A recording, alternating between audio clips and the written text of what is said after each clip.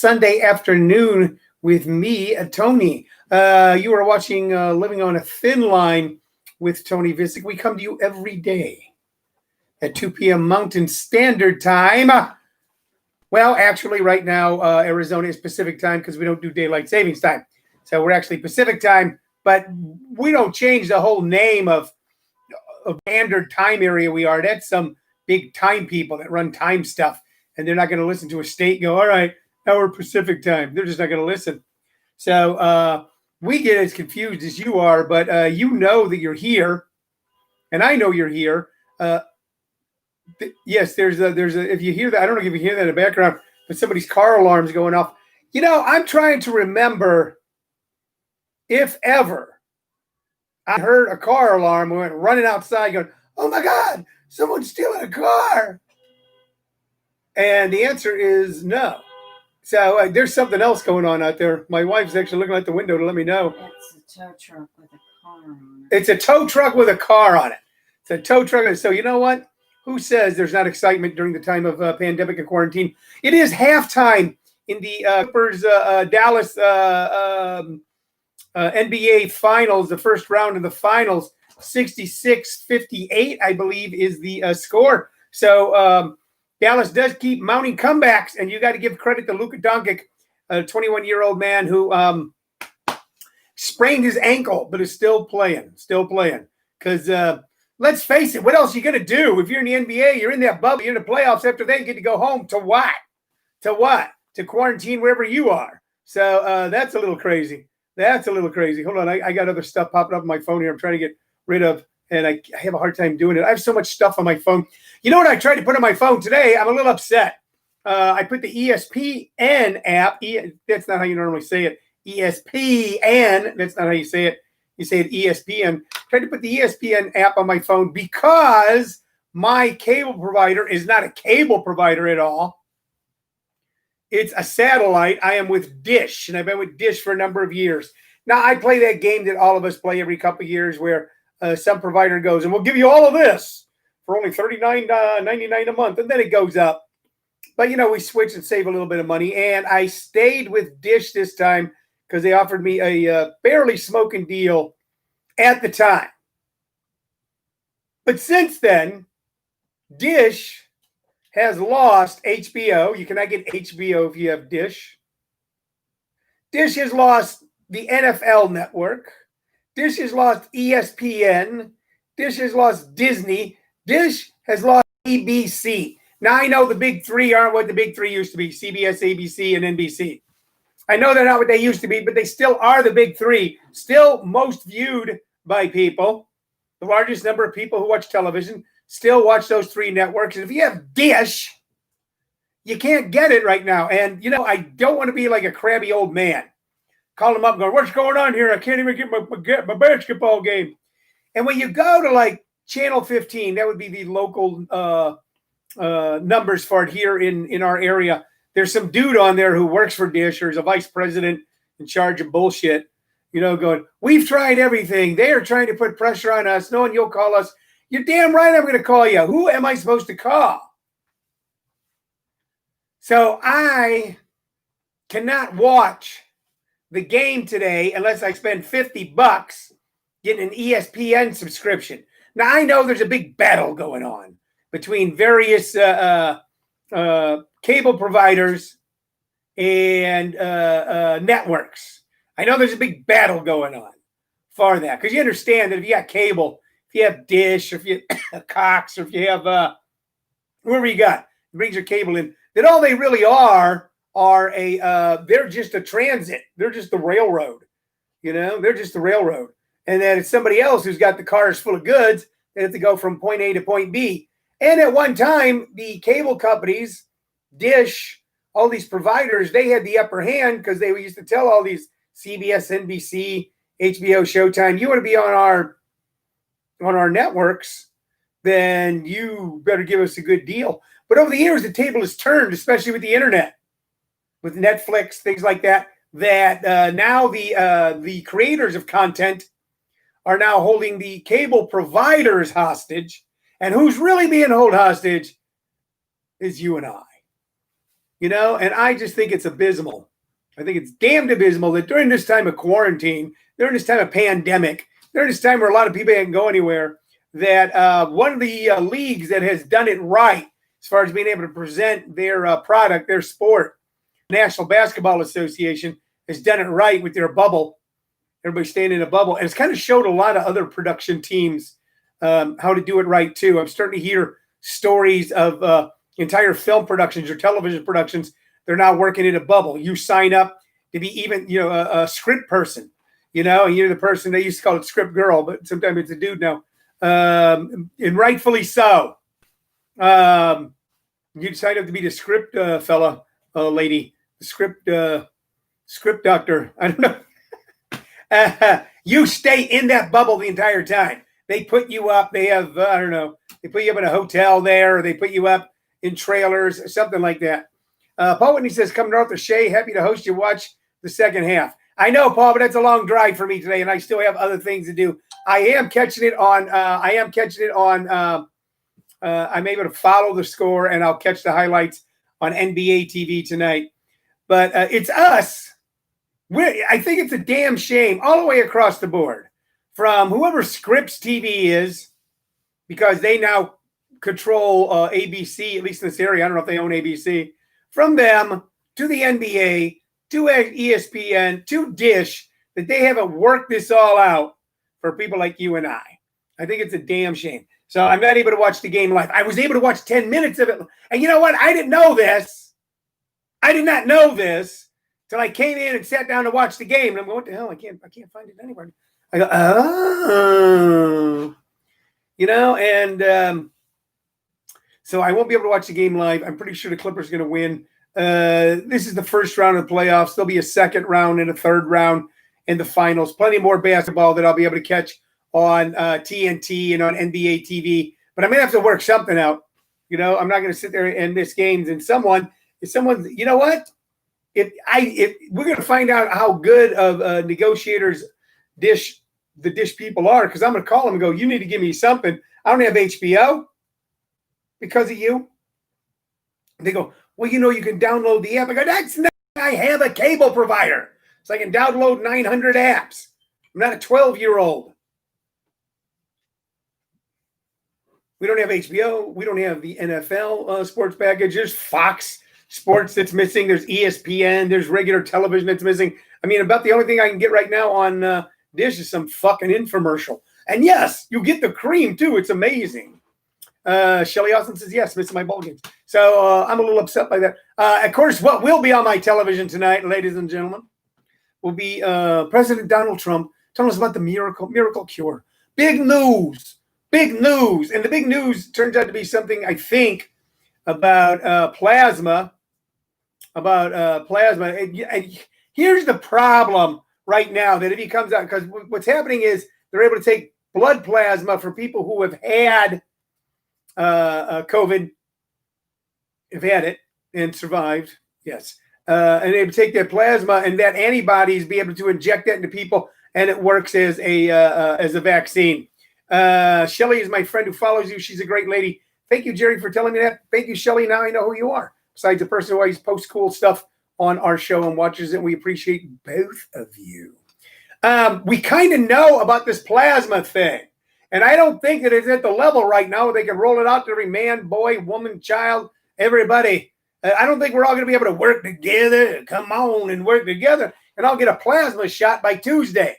I think the guy is just going on TV and just trying to, toss a little sunshine our way still when it's actually clouds out. This is what he wants to do. He wants to run outside on a rainy day with a flashlight and go, ooh, look, the sun's out. John Gregory says Paul George is overrated. A lot of people say that Paul George is a player for the Los Angeles Clippers. A lot of people say that about Paul George. He hasn't really showed up for these first few games of the playoffs. But we'll see. We'll see. I haven't ever rated him, John. I'm just happy that he's on the team. I'm glad that Kawhi Leonard has someone to toss the ball to before they toss it back to him so that he can make an incredible shot. You know who's not overrated? Kawhi Leonard. He's not overrated. Two NBA championship rings. And if there's any luck, They will have a third. Jerry Vicich said she gave us the 1934 Cardinals World Series souvenir bay for my 60th birthday. That's cool. That's cool. I'm glad to hear that. Okay. So Paul George might be overrated, but right now I'm rating the Clippers pretty darn high. We'll see what the second half brings. We'll see if Luka Doncic can last through this game and through at least one more game, if not more. It's a 7-game series. All right. You didn't all really tune in just to listen to me complain about Dish and basketball and Donald Trump being on TV. You know that Donald Trump is going to speak all 4 nights at the Republican convention? All 4 nights. Donald Trump's going to speak. And there's a reason, of course, and it's because we just don't get to see enough of him on television any other time. I don't think he knows what the term overexposure means. But this guy is overexposed like an old Polaroid negative left out in the sun too long. All right, it is fading. It is fading. What else do I want to tell you about? Tuesday night. Tuesday night is right. Tuesday night is when the light will shine. Tuesday night at 6 p.m. Arizona time, we will be offering a free intro to our stand-up comedy workshops. You don't have to do anything. You don't have to say anything. You just put your lips together and blow. You know how to blow, don't you, Steve? Sorry. That was from To Have and Have Not, Lauren Bacall speaking, Humphrey Bogart.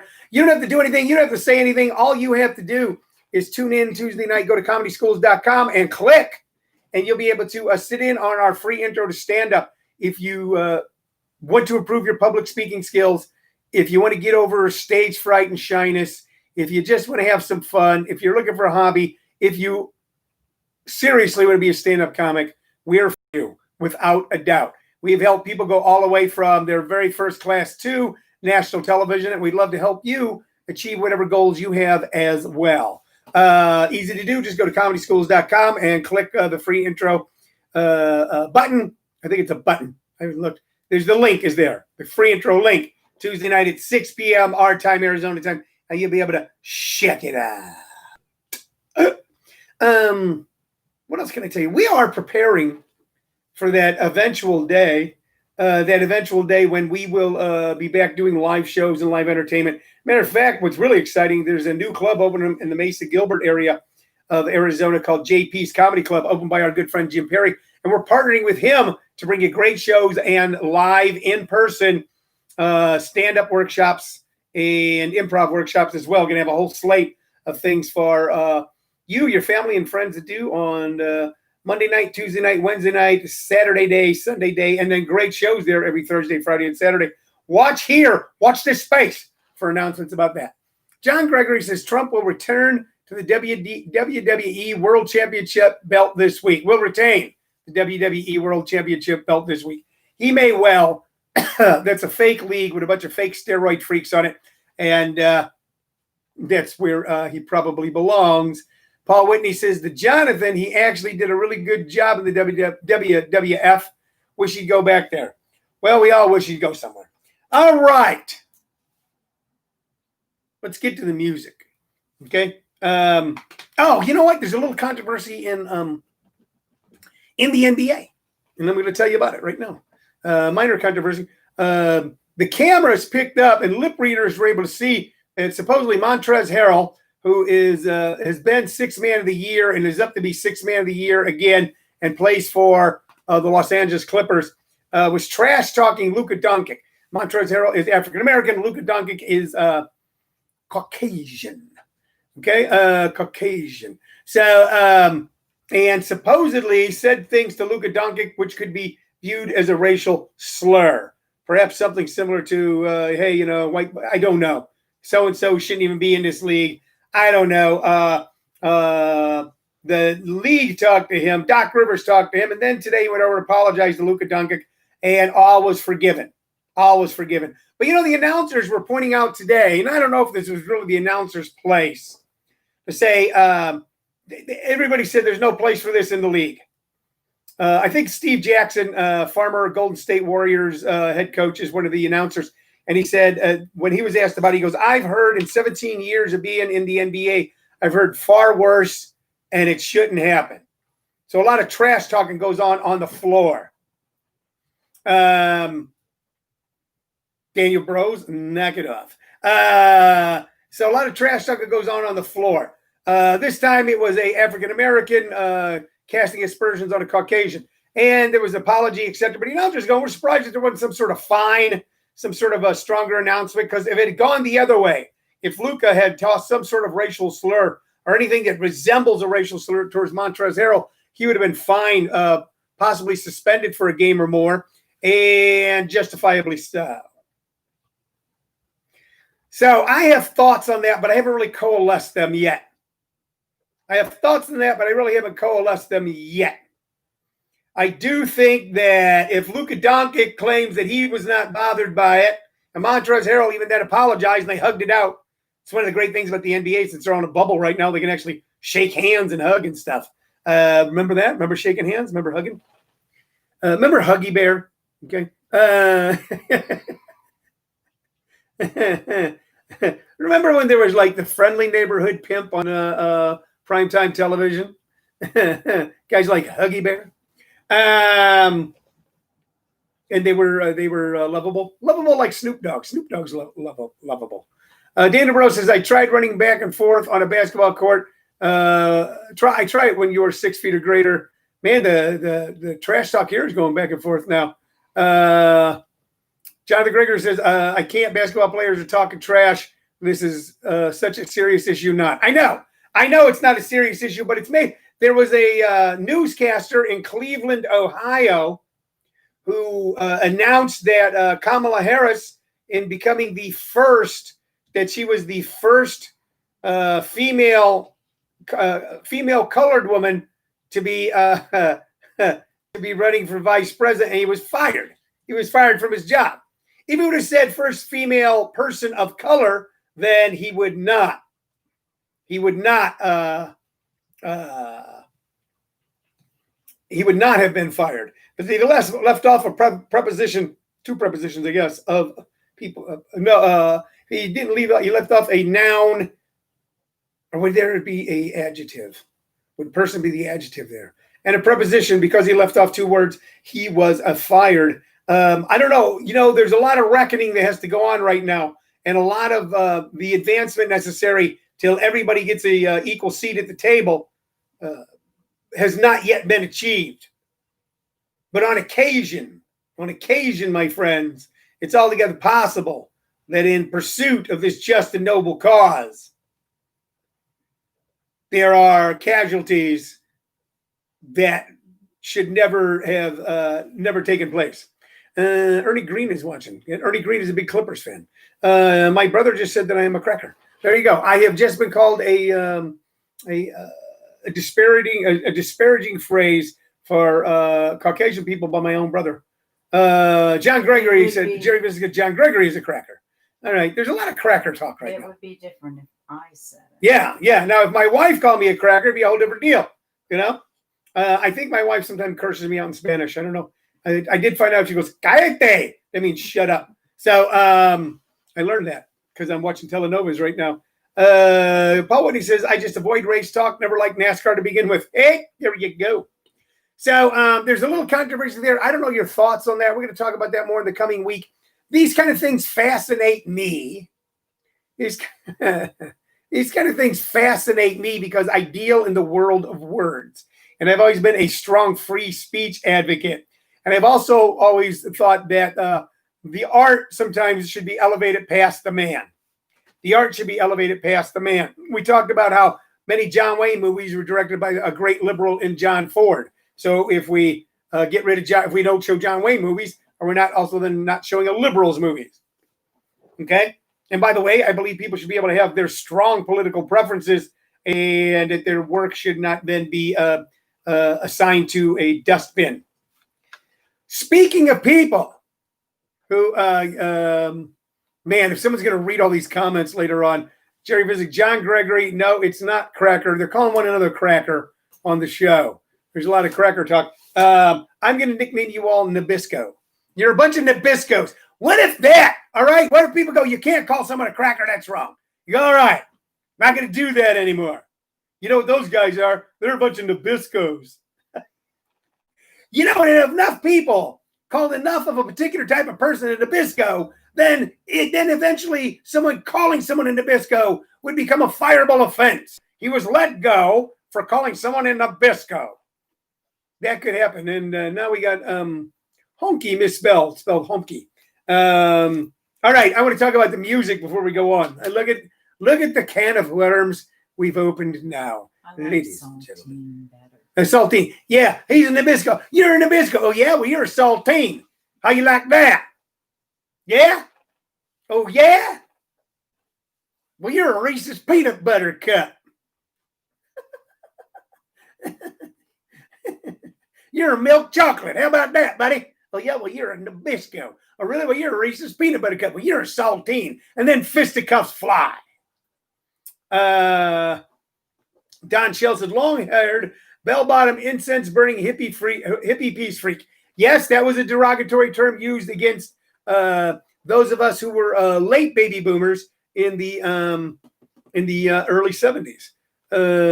Daniel Bros typed LOL. I don't know which racial slur that's supposed to be. Lol. What's a lol? We can't be running around calling people lols. All right. What do we got here? Basically, you know what? You should be smart enough by this point in history. Should be. Daniel Bros says, you're so white bread, you need a nutritional meal. We got one good funny joke out of this whole thread. You should be smart enough and respectful enough to find out. Bob Rocky says, yuck it up. You should be smart enough and respectful enough to go, they don't like being called that. Meaning, if I found out my wife didn't like being called Cheryl. Her name is Shirley. I was going, hey, Cheryl. She goes, I don't like being called Cheryl. It bothers me. I would stop calling her Cheryl. Unless we were in a big argument, right? Because an argument, you lose your intellect, you lose your reasoning. You're all emotion. And then I'd go, really, Cheryl? Is that what you I told you not to call me that. And then we'd be arguing, and then I'd have to buy her some shit or something. You already do. La-di-da, la-di-do. Nabisco and bananas. Hey, you're a bunch of, you know what? A bunch of Nabiscos showed up at the show today. Mavs down by 1 right now. Son of a bitch. See, this is the karma coming back at me for even opening these cans of worms. The Mavs are catching up. All right, I want to talk about the music real quick. All right, and show you how two widely divergent individuals, their type of music combined, help rewrite American music. And one is Bill Monroe. This is Bill Monroe. This is the best of Bill Monroe. And he's the father of bluegrass. And it's got Blue Moon of Kentucky on it. Blue Moon of Kentucky, keep on shining in. And also, I'm working on a building, which is religious. And I saw the light, the Hank Williams tune, then turned into a bluegrass tune. I saw the light. That's Bill Monroe, the father of bluegrass, one of those angry, pissed off guys running because bluegrass is so exact that just one wrong note ruins the entire song. And anybody who runs a bluegrass band is always a little insane. Okay? Bill Monroe would have made Ellen DeGeneres seem like the kindest, most warm-hearted boss in the universe. But damn the music. The music was stunning. And then this man, Robert Johnson. Robert Johnson, the father of Delta Blues. All right? Robert Johnson wrote Crossroads, which on this album, of course, is called Crossroad Blues.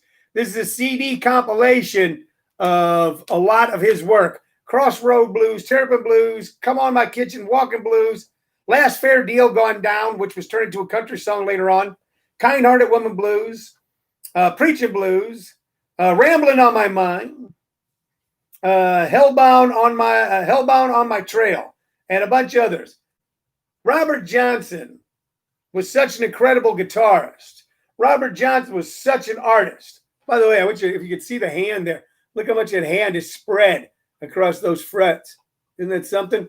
He was such an incredible artist that later on, if it wasn't for Robert Johnson, there'd never been any Eric Clapton. There'd never been Eric Clapton. And I discovered both of these men pretty much through bands like the Grateful Dead, who played both bluegrass and Delta blues. And the combination of a Kentucky bluegrass boy and a Mississippi Delta man created a hybrid sound that became an important part of rock music became an important part of American music for the next 50, 75 years. And that's what America does. It combines things and creates something more wonderful. So if you know Eric Clapton, and everybody here knows Eric Clapton, you don't know him personally, you don't hang out with him, and if you watch his documentary, for most of his life, he was a jerk. He's like always trying to steal his buddy's girlfriends, drunk all the time and mean, hypocrite. Good friends with B.B. King, didn't say a lot of horrible shit about people. But if you know Eric Clapton's work, if it wasn't for Robert Johnson, there would be no Eric Clapton. And if it wasn't for Bill Monroe, a lot of the great music later on of Willie Nelson, Waylon Jennings, all those guys would have never existed. So instead of pulling apart, we got to bring things together. There you go. And if you're looking for something cool to listen to, go into YouTube and put in Crossroad Blues by Robert Johnson and listen to the guitar playing and go, wow, that's only one guy. And if you want to hear something so exact and wonderful and incredible, go into YouTube and put in Bill Monroe, Blue Moon of Kentucky, or I Saw the Light, and go, man, that is perfect. There is not one mistake there. Not one mistake. Absolutely stunning. Absolutely stunning.